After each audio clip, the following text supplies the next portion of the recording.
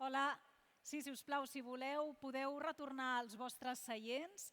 Moltíssimes gràcies a tots i totes. Ha acabat res, aquesta mini pausa i parèntesi per poder continuar ara sí amb la inauguració oficial del Congrés Internacional d'Arxius ICA Barcelona 2025, perquè ens fa moltíssima il·lusió acabar aquest acte presentant-vos el primer Keynote d'aquest congrés, de la mà de Mercè Crosas, que és una de les persones de més prestigi i reputació en el camp de les gestions de les dades i ciència de les dades.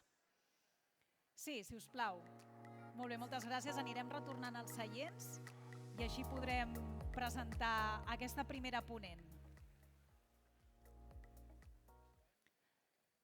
Molt bé, moltíssimes gràcies.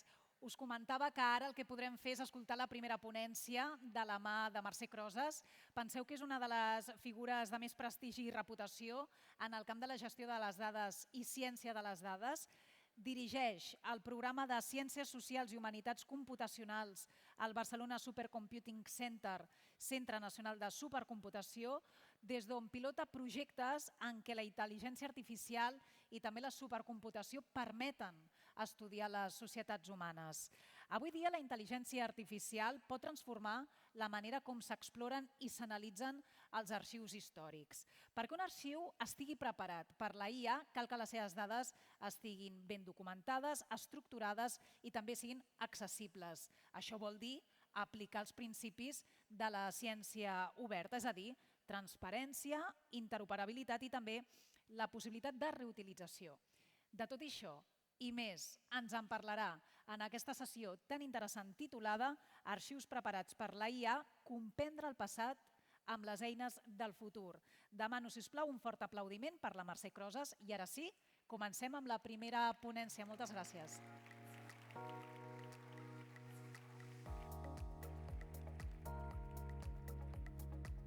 Thank you for the introduction. Bon dia, arxivers i arxiveres del món. Good morning, archivists around the world. It is a great pleasure and an honor to be here giving this keynote at my hometown as part of the International Congress of Archives. So I have a close relationship with archives and archivists from my work in the last 2 decades. So, and I value very much, I appreciate the work that it requires to preserve, to document all the information, the data that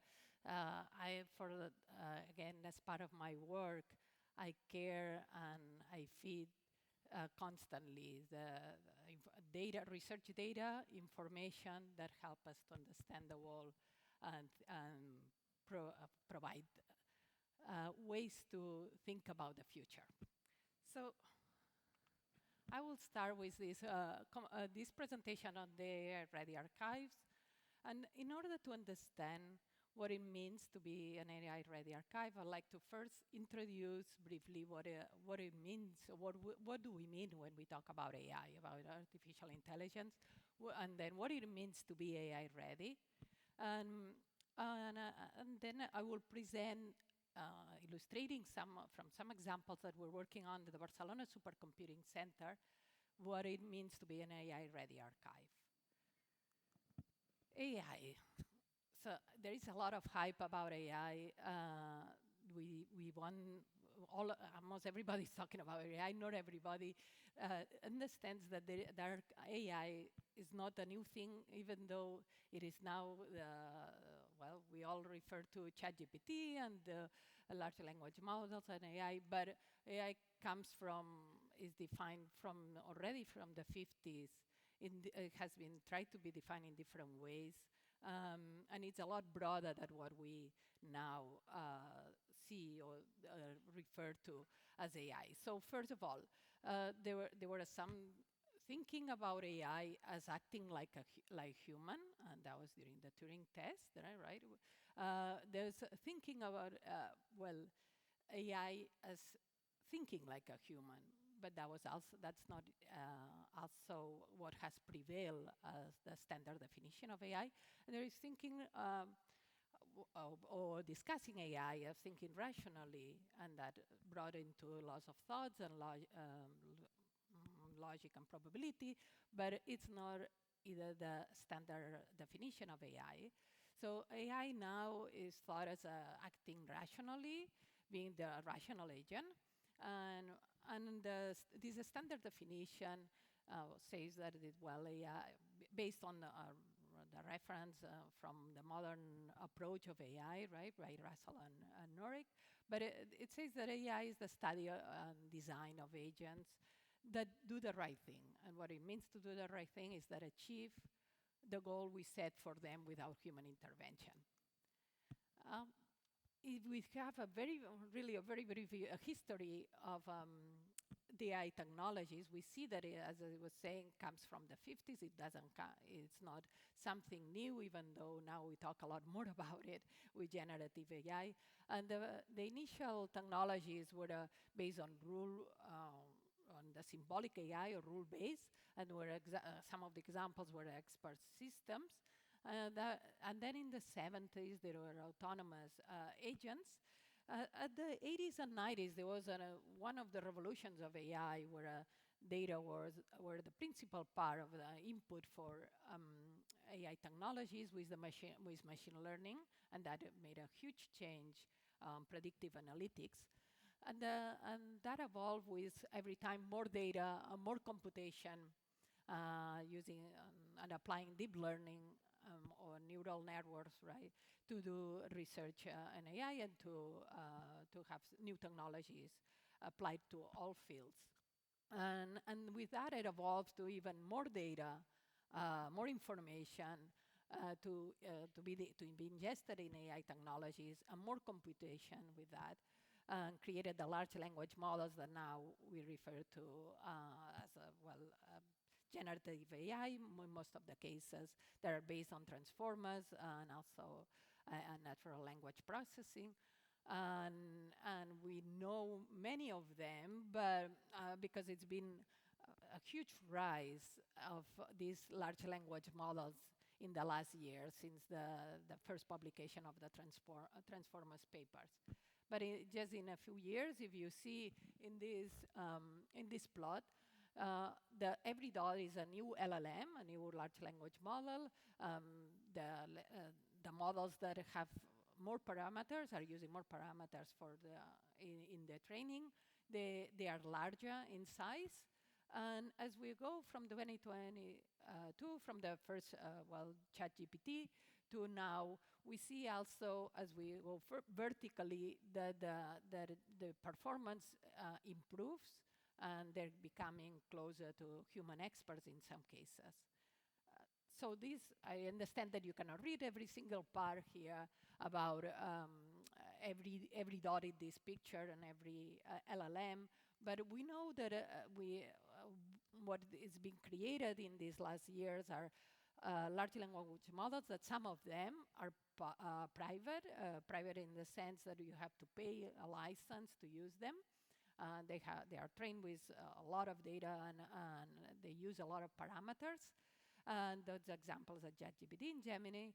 But then there are also open source models, including some that we're training here in the Barcelona Supercomputing Center, called Alia, with Catalan, Spanish language, Gallego, etc. So there's a difference between, the fact of using open and closed AI, and I'll explain more about why is this important when we're talking about using AI for archives, in general, for research. So, but examples of AI in science, these foundation models that are used to improve our scientific discovery. One of the big example is AlphaFold, and most of you might relate to it because it won the Nobel Prize last year in the 2024. It won Nobel Prizes, right, in chemistry. So it helps to predict proteins, the protein structure, but it is really possible because there was an archive, there was a repository, the protein data bank in this case, from the 70s with a lot of dedication, a lot of that work that all of you are very familiar and that often is not as well appreciated, or it is hidden from from the results, the scientific results, but it's this work of curating an archive, the data set, and from that it was possible to create a foundation model that has revolutionized that area of research. And those are models that are not as large as the large language models like ChatGPT, but in this case, they are since they are more specialized and they are trained with the relevant data, right? With the data, the curated data that you need for that purpose, for that specific purpose, then they also have less errors. They perform a lot better. They have less hallucinations, and they don't cost as much to train. They don't need as much computation. They're not as massive. What's important about that is that when we're talking about the use of AI in research, in discovery, in exploration, there is a big difference if we use open source models. So we can fine tune them. We can train them. If they have not, they have been pre-trained with data that is not relevant to us, then we can train them with the relevant data. And that has advantages. It has advantages that an open source model can be run locally. We can bring them in a supercomputer on a cluster and train them. We can use in this case data sets that are private or that have sensitive information, and we can train them again on site, and we can modify them, fine tune them for a specific purpose. And in general, we see just some of the papers already indicate that the results then are better performance than just a large closed model.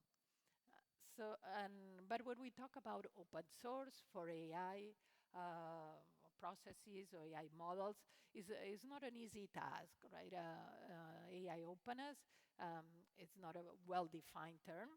And OECD has recently, in the last couple of months, provided some guidance on that, and I recommend you to look into this paper on the AI openness as a primer for policymakers. But in this publication, they talk about that AI has the openness of AI is in a spectrum that includes openness of data sets. So whether the data, the pre-trained data, the training data, the testing data are open, of openness of the models, the model weights, right?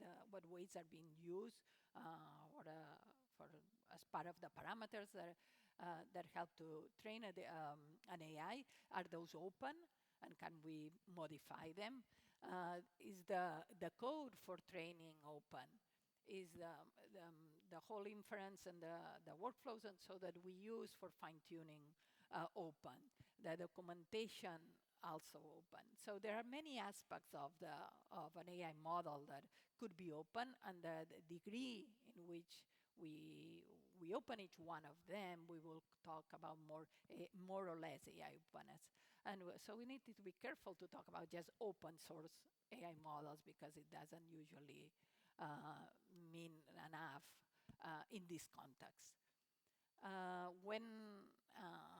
As part of this introduction about AI, whenever we talk about AI, I think it is our responsibility to also talk about being cautious about the use of AI, right?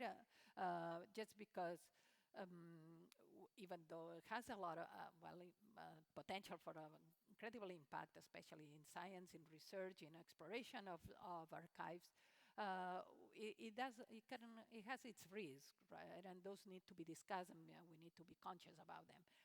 Some of the risks are related to disqualification, that we might not learn anymore the theory, we might not go through all the steps of what needs to be done in learning a discipline or a profession. It also that we might get so much information, so much new potential for so much new knowledge that brings some disorder. There is the possibility of loss of motivation if, or conformity if you're just getting answers very easily with the use of AI. And of course, this risk of hyper-empirism that the data gives us everything and we don't need the context and the theory. We do need still context and theory, and we need to provide, to study a topic in a way that it's holistic, that includes not only the data that, what we infer from the data, but also everything that we know about that subject. And then when we're using AI for knowledge, for new discoveries, for exploration, and in this context of archives, we need to think of at least a couple of things. One is that the use of high quality data and AI-ready data that we will talk more about now, and open models, as I was saying, and workflows that can be reused and reproducible, so others can verify what we've done, and they can use it and adapt it for the case. After this introduction about AI and how AI is starting to get used in science, actually it's been used in science for quite a while, for the last decade or so, but how it's now exponentially much more used in science and research. We want to define then what is AI ready. What does it mean to be ready for the use of AI models? And for that, it is very important to understand that AI really is this box in the middle, right? That we wanted it to be as open as possible, that box. Of a set of algorithms, but what it does, it takes data in, and it would release data out. So the data are essential to AI. All AI models start with data. And the other part important to understand AI readiness is understanding the values of open science, of having the information, the transparent information. During the welcoming today, we heard already transparency several times, and is the importance of that when we talk about AI, and when we talk about AI readiness, that we're setting these values of being as open as possible, also as close as needed, given that some data need to be protected for sensibility information.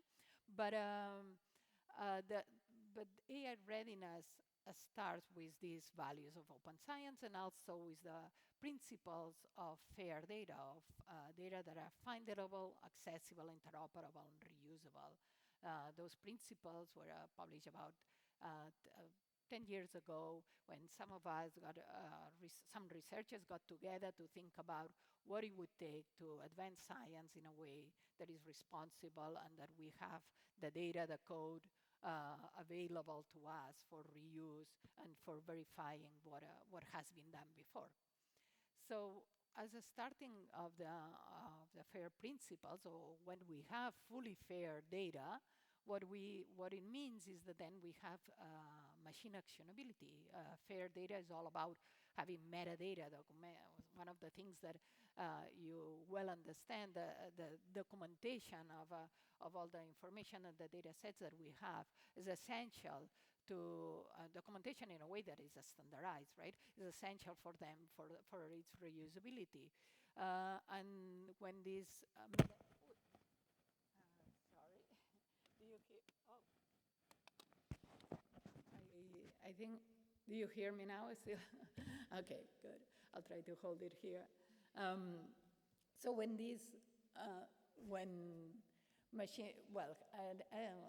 achieving machine actionability means that you have a sufficient metadata, and you have persistent identifiers and metadata at all levels of describing the data set, describing the access to the data set, the reuse, and the licenses of the data set, right, and the way to find it, that data set, in a way that you really optimize the use as a data resource. And if that is done, then they can be used as an agent or substrate for machine learning or AI approaches. AI readiness then goes beyond these FAIR principles. AI readiness is to be prepared for data stewardship and the best practices on AI use. And that means documenting the AI, the models, and the workflows towards using the AI models. And this involves data preparation, annotation, and labeling of data sets as needed, data quality, understanding the biases that exist in the data. Is it representative of the research question we want to ask? Is it the right proxy for the questions that we're asking about, whether it's about to understand our history and our past, right? Is that has completeness and it has consistency and its integrity too and ethical considerations. The description of that data set, right, all metadata at all levels to understand also how it is being used and how it can be used, what are the intended or its purpose as it were collected, and sometimes it has additional purposes and additional intended uses as a secondary data set. And also metadata and documentation about the data access, right? What are the specific formats, the way that it will be available and be reused not only for humans but also for machines. So an AI-ready data set refers to the degree to which a given data set is ready to just be used by an AI model without any further processing or additional creation, right? So once we've done all the processing necessary and the formatting and the structure, and we have the documentation in a metadata standardized format to be used for an AI model, then we can call it AI-ready data. That sometimes it will depend on what kind of AI model you want to use and what way do you need to prepare it to be directly usable in an automated way without any further work. And that means AI readiness is really not a static thing. It's not you don't just accomplish it and then you have AI-ready data sets forever. The technologies, the AI technologies are changing constantly, and maintaining an AI-ready data set means that you need to do an ongoing also curation and adaptation of depending on the new technologies that come. So again, as we know, with archives, data stewardships must be an ongoing practice. So it doesn't just get done once and it's achieved. So with the introduction of AI, of what we mean by AI and what we mean by AI ready, I'll now discuss with some of the examples of the work that we do in the Barcelona Supercomputing Center, so what it would mean to become an AI-ready archives. And this is still very experimental, very preliminary work that we have been doing in the last year or so. But just to understand what kind of work we do, I want you to also know what is the Barcelona Supercomputing Center. Some of you from Barcelona may already know or have even been and visited the supercomputer, which the old supercomputer that started exactly 20 years ago now, is inside a church and is a very interesting site to visit. I know that some of you are going to be visiting archives during these days. You have a chance, or another trip to Barcelona also, you could visit the Barcelona Supercomputing Center and the computer inside the church. But in fact, the supercomputer has grown so much in the last 20 years, and there's been already 5 generations of the supercomputer, and the latest one now lives in the basement of these large buildings that you see here, where we work. And in the church, there are 2 quantum computers and another supercomputer. So now the current supercomputer, it's one of the 3 top supercomputers in Europe on a pre-exascale, with hundreds of petaflops, so the processing of the calculations per second, right?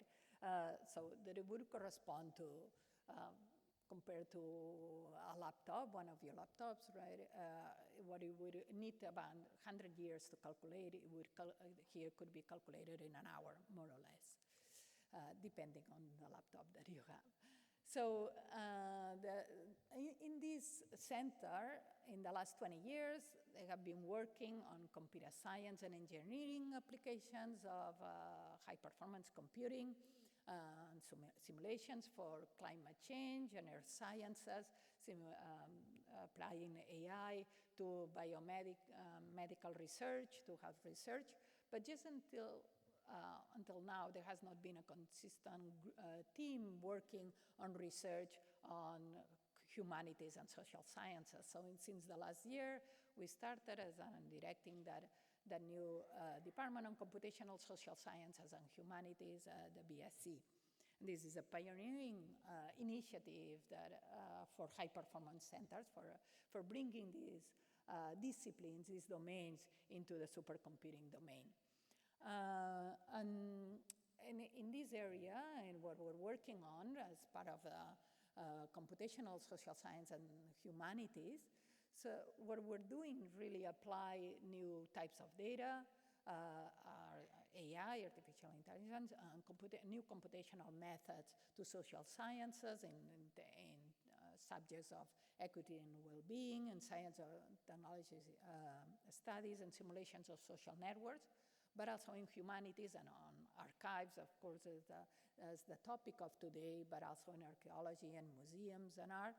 And we also have a team on data infrastructure, methods, and models with, the research on AI readiness is something that we're still defining, and we're doing research of what it means to be AI ready, and fair data, applying, again, the principles of findable, accessible, interoperable, reusable data into what we do.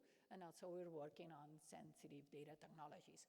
But all of that, really for the part of the use case that I'm going to talk to you about, the relevant parts is our work on archives and our work on AI readiness and fair data.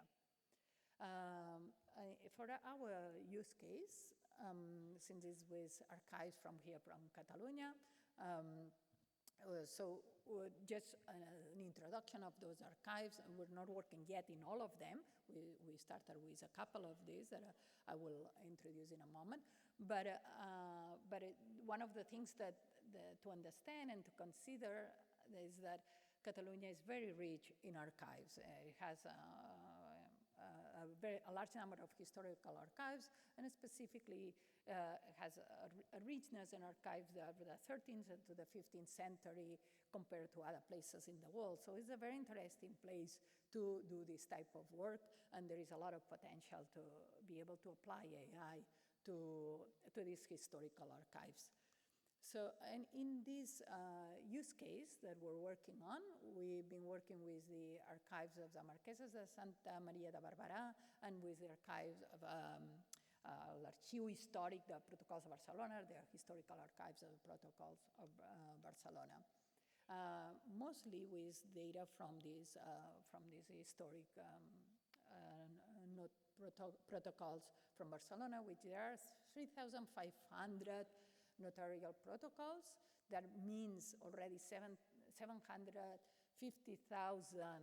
digitized images. Those are from 1927 to 1500, right? These 13th to 15th centuries data or information that are about reporting really the social and economic activities of regular people in Barcelona, and also from merchants and artists that were coming to Barcelona that were from the Mediterranean. So that's, again, a richness and a knowledge of some part of history that is not, that still can be explored with all this information that, again, it's digitized, but it's not yet transcribed and cannot be, until we have it transcribed, we cannot apply some models, automated models for exploring and doing text analysis. So what we do in order to prepare those archives and those manuscripts for AI readiness. So first we start with having to manually transcribe some of the data sets. That means in this case, starting with 100 parchments, the documents on what corresponds to 100 images, that 60 are for training as a training data sets, 20 for validation, and 20 for testing. And in total, that includes more than 3,000 lines, right, written by 80 different hands, and those are from the Archives de Marquesas de Santa Maria de Barberà. And then 185 pages from the protocols that corresponds to 185 images, with these 111 training images, 37 for validation data set, and 37 for testing. And in total, this is more than 5,000 lines of, text written, manuscript written by 90 different hands from the archives, the historics, the protocols of Barcelona. So what we build in order to do the work to apply AI to these archives, once we have these manual transcriptions, is to build a pipeline of different AI models that will need to be,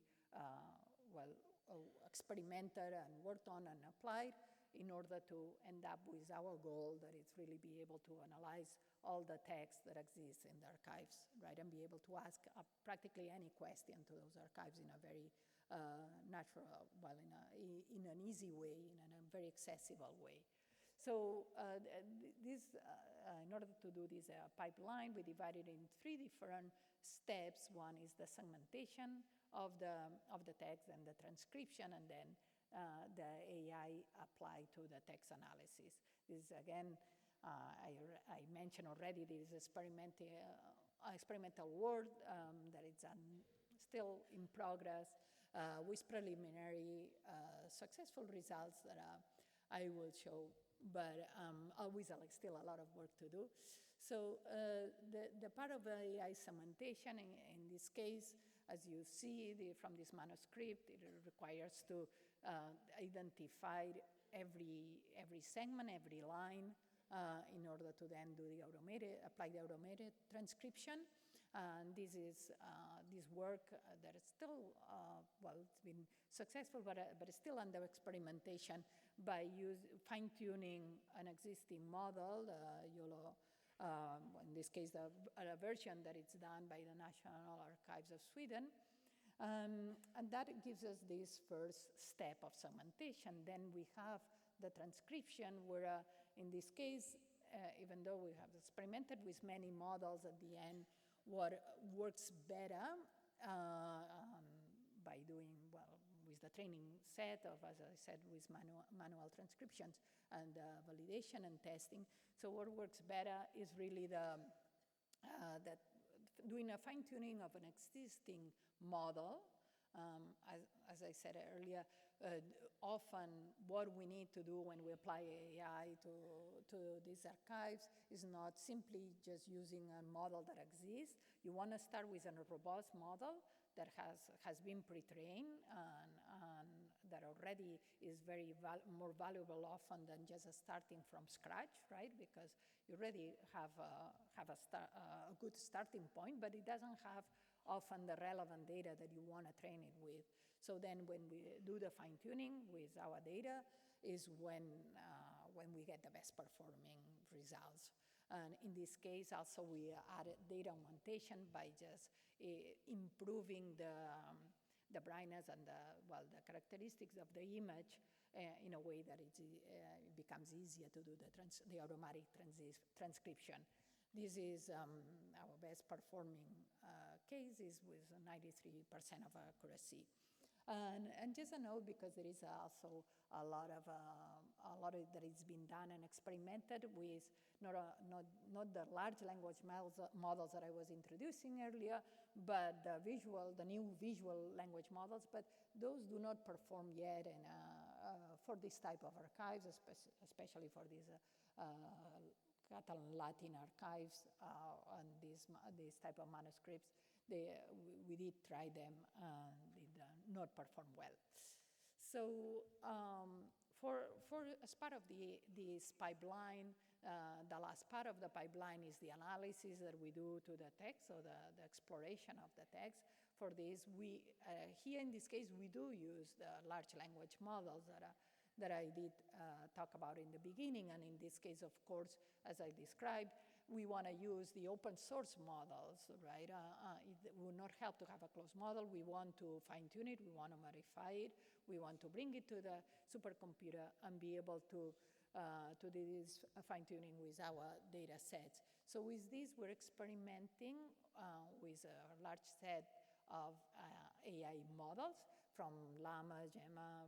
Well, you see a few examples here: Salamandra, Pertus, Quen, and that is part of what is required. So it is not that the whole process of using AI, if you really want to do something new with AI, with the archives, is not just simply using the tools. We're still building the right AI tools for our archives, and it still requires a lot of work to try different models to see which one works better in this case.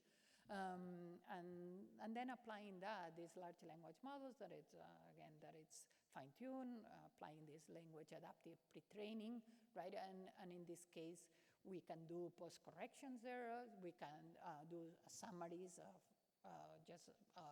in a way that we can generate them automatically, right, of the content, of the text that is in the archives. And we can do extraction of key information, like it could be of people in their age, dates, places, and other information that we would want to have first extracted, so that we can do later. When we ask questions, we have a way to provide relationships across different parts of the archives. So with all these, what it would mean once we have done this analysis and fine-tuning of an LLM and creating a new model for exploring those type of archives, is we can create a prompt and ask them, as we would ask in a chat. So a chat AI, something about the archive. And as an example here, I'll just read it, but we could be asking, once we have this pipeline completed, that to the AI, you are a helpful AI that will assist me with analyzing and reading notarial documents from the late Middle Ages. Read the full document attentively and provide summary of the content and the list of persons mentioned. Don't make things up. If the information is not in the document, then reply, I don't know. And with this kind of prompts, then we get, again, information about, or summary information about all these thousands of documents and manuscripts that are part of these archives. So, so far we've got into creating this pipeline, experimenting with the best models to get the best performance, and creating this model, but just now with a subset of the entire archive. So the next steps are really to apply that to the 3,500, 3,500 protocols, right, 3,500, which includes 750,000 images. And also then we can adopt this AI pipeline that has been done for, in this case, for Catalan Latin archives, historical archives, to other archives in Catalonia and beyond. The idea of the AI pipeline is that you could reuse parts of the the steps of what we've done, the application of the models, and train it with other data sets for other types of archives and using the relevant data for that archive. So, but that's not all. So we want to when we do that, we want to follow again those principles of fair data, of AI readiness, of open science values. And for that, what it means is that all the code, the data sets that are used as part of this AI pipeline, right, of this AI system that we're building, and the computational workflows, so the workflows that provide all the steps and describe what has been done throughout that pipeline, that all of those are available for anybody to use. And for that, we need to provide, use some of the new metadata standards that are helping to describe better data sets that are used in AI or machine learning. And this is there's a new schema, a new standard called Crosas that we're planning to apply. We're already applying in some of the cases for those data to describe those data sets. It's based on a schema.org. And with that, then we have these data sets that are ready to be reused. We also can package them with the workflow, with the code that is being used in this pipeline, and the references to the models that have been used and the version of those models, right?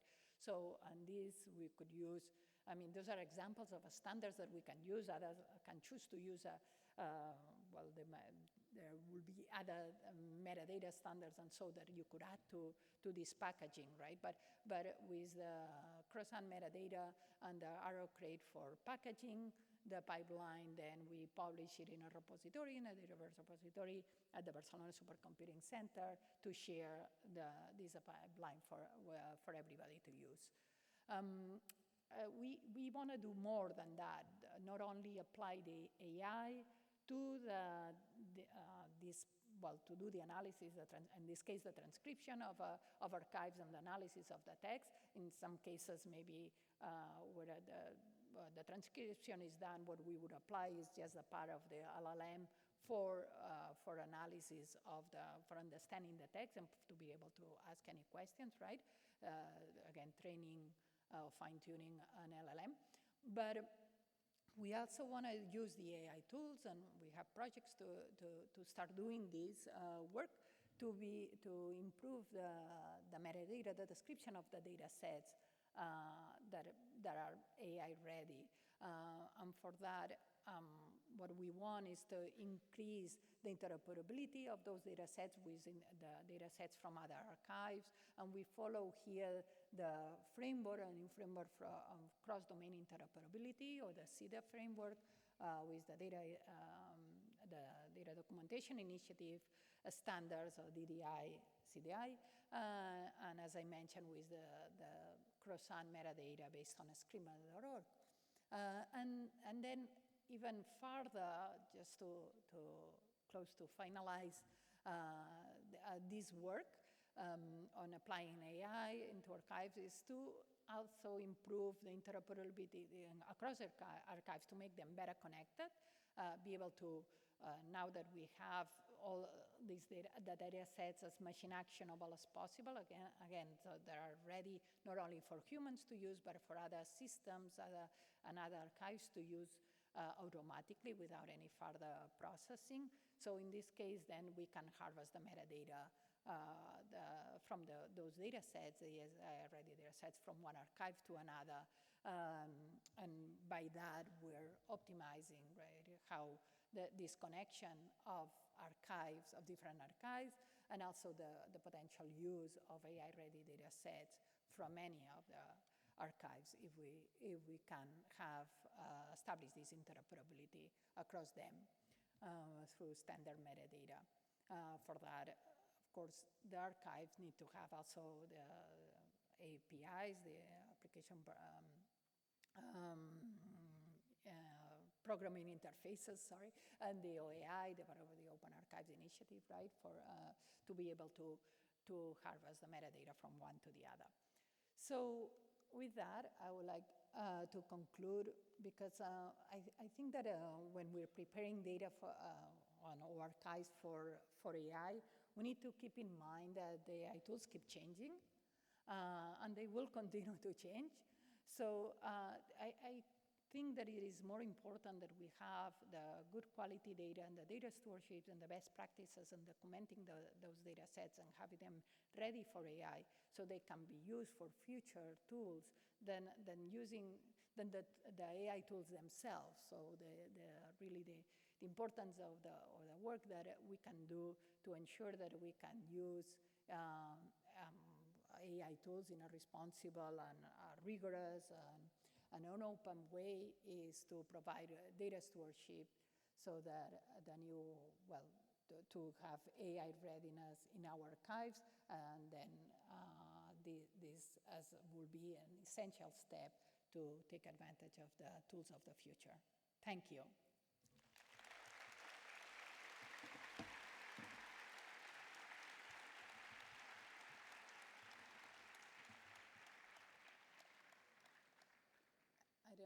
I'm not sure if there is room for questions. I think we're done, right?